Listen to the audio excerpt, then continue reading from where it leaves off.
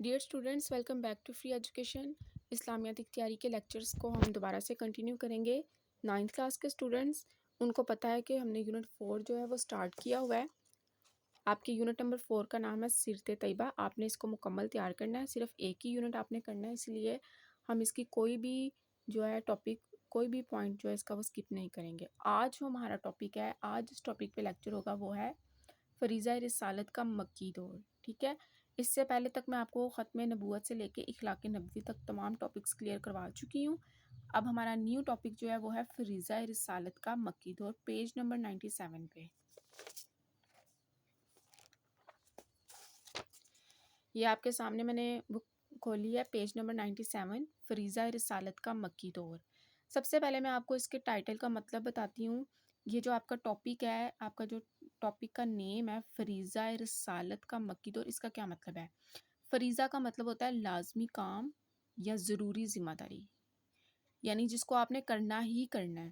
مثال کے طور پہ اب ریسنٹلی بڑی عید گزری ہے، تو اس کا کچھ اس کے جو فرض ہوتے ہیں، یعنی اس میں حج ادا کیا جاتا ہے ذی الحج کے دنوں میں، تو وہ حج ایک فریضہ ہے جس کو ادا کرنا ہی کرنا، اور لوگوں نے اسے ادا کیا ہے۔ اسی طرح فریضہ کا مطلب ہوتا ہے لازمی کام یا ضروری ذمہ داری۔ رسالت کا مکی دور، اب رسالت کا کیا مطلب ہوتا ہے؟ رسالت کا مطلب ہوتا ہے کہ اللہ کا دین اور اس کے احکام، یعنی اللہ تعالیٰ کے جو احکامات ہیں، اللہ تعالیٰ کی جو باتیں ہیں، لوگوں تک پہنچانا۔ اللہ کے احکام کو، اللہ تعالیٰ کے دین کو، اللہ تعالیٰ کی بتائے ہوئے طریقوں کو نبی اور رسولوں کے ذریعے اللہ کے بندوں تک پہنچانے کا جو عمل ہے وہ رسالت کہلاتا ہے۔ اب مکی دور سے مراد کہ مکہ میں دین کی تبلیغ کا زمانہ۔ تو یہاں پہ یہ بات ہوئی ہے کہ نبی پاک صلی اللہ علیہ وآلہ وسلم نے مکہ کے اندر رہ کر جو دین کی تبلیغ کی تھی، جو اللہ کا پیغام تھا وہ اللہ کے بندوں تک پہنچایا، کیونکہ نبی پاک صلی اللہ علیہ وآلہ وسلم اللہ کے رسول تھے، تو رسولوں کے ذریعے اللہ تک رسولوں کے ذریعے اللہ کا پیغام اس کے بندوں تک پہنچانا رسالت کہلاتا ہے، ٹھیک ہے۔ اب آپ کو سمجھ آ گئی ہوگی کہ اس ٹائٹل کا کیا مطلب ہے۔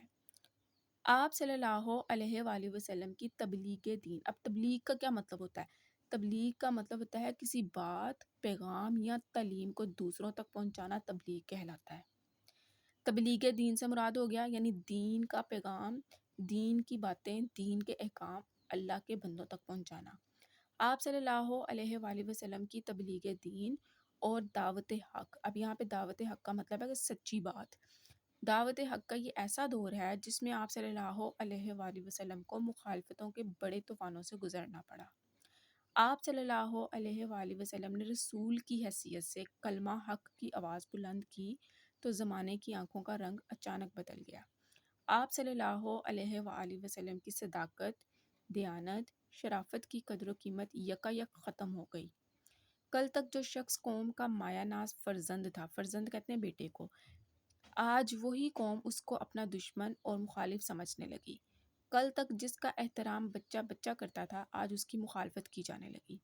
وہ شخص جو 40 برس تک سچائی اور ایمانت و دیانت کی ہر آزمائش میں کھرا ثابت ہوا، توحید، نیکی اور سچائی کا پیغام سناتے ہی سرداران قریش، سرداران قریش کا مطلب ہے قریش کے جو بڑے بڑے لوگ تھے، بڑے بڑے سردار تھے، ان کی نگاہوں میں کھٹکنے لگا۔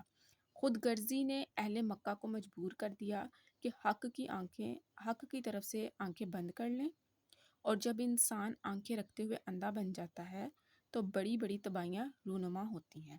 اب اس پیرے میں کیا بتایا گیا ہے؟ اس پیرے میں بتایا گیا ہے کہ نبی پاک صلی اللہ علیہ وآلہ وسلم جب مکہ میں تھے، وہاں پہ جہالت تھی، لوگوں کو جو ہے وہ بت پرستی وہاں پہ عام تھی، ٹھیک ہے، لوگوں کو صحیح دین کا نہیں پتہ تھا۔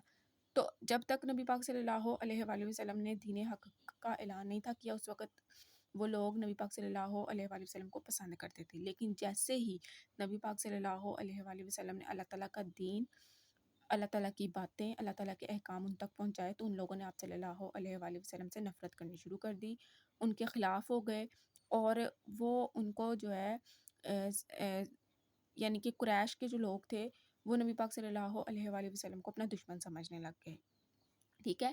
تو نبی پاک صلی اللہ علیہ وآلہ وسلم نے جب ان لوگوں کو اللہ کے دین کی تبلیغ، اللہ کے دین کے بارے میں بتایا، توحید کا بتایا، رسالت مطلب اللہ تعالیٰ کے احکامات، شریعت کے بارے میں بتایا، تو ان لوگوں نے آنکھیں پھیر لی، وہ نبی پاک صلی اللہ علیہ وآلہ وسلم کو اپنا دشمن سمجھنا شروع ہو گئے۔ تو اس کا یہاں پہ اینڈ پہ یہ ہے کہ جب ان کو صحیح رستہ دکھایا جا رہا تھا، جو صحیح دین تھا، انہوں نے اس سے منہ موڑ لیا، تو ان کو جو ہے تباہی کا سامنا کرنا پڑا۔ سو اس ٹاپک میں میں نے آپ کو آسان ورڈنگ میں ایکسپلین کیا ہے۔ تو آج یہ اس ٹاپک کا انٹرو تھا، نیکسٹ اس کے جو پوائنٹس ہیں ہم نیکسٹ ویڈیو میں ڈسکس کریں گے۔